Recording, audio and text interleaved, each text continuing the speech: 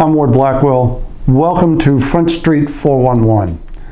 Did you know that it was 5 years ago this week that we did the first Front Street 411? Remember this? Starting today, I'll be coming to you for 2 to 3 minutes every other week to give you kind of an informal look at what's interesting or important here at the PDA. The 411 is a bit different now, but I feel like it has evolved more than just changed. Like that clip shows, my hair has evolved away from my head. Seriously, consider that it was almost exactly 4 years ago that we first introduced you to Hans. This includes DOH advisories issued through its Health Alert Network, or HAN. Those HANs were all about COVID protocols. Well, a HAN released just days ago is still dealing with COVID. In this case, the HAN updates the guidance for healthcare personnel to work, or not, following exposure to or infection with viral respiratory infections, including COVID. This replaces several previously issued guidance documents, including the CDC's interim guidance for managing healthcare personnel following COVID infection. The complete HAN can be accessed from the PDA website. Also on the PDA website, you can find updated information pertaining to changes with radiation shielding.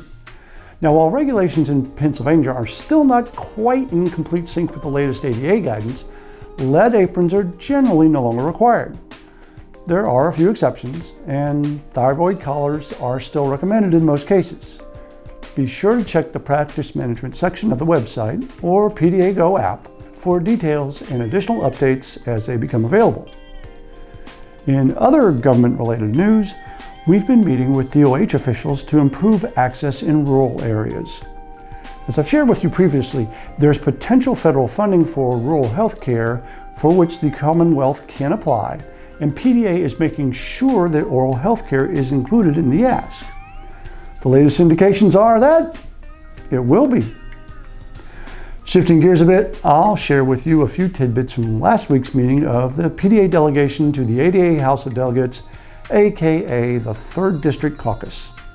Not surprisingly, many resolutions that have been sent to the House are basically new takes on issues that have been around a while, like further clarification of language in non-covered service laws, revisions to sedation guidelines, transparency in practice ownership, and several resolutions promoting optimal water fluoridation.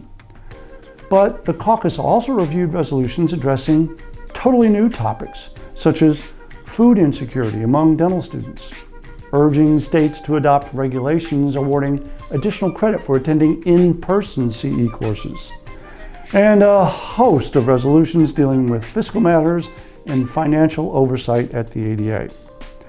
It's definitely shaping up to be an interesting time in DC this month. Finally, a reminder to tune in PDA's bi-monthly Bridging the Information Gap webinar tomorrow evening.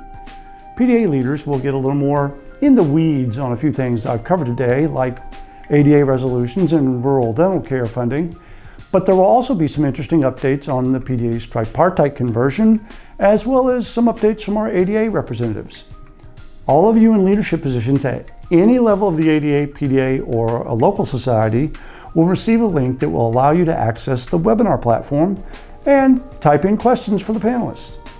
But all PDA members can access the recording the next day from the video library on our website. Well, that does it for this edition of the 411. As we close, please enjoy a few of our greatest hits from the past 5 years. I'm working on my poker face before heading to Las Vegas. And here's one final tip about new and updated information. Pretty sure I've gotten the hang of this. But I have to look good in these PDA videos, I do. So the skin cream really should count as a business deduction. Howdy, I'm Ward Blackwell. Welcome to a Texas-sized edition of Front Street 411. Seriously? Oh man. In our unique PDA style, of course. Hit me!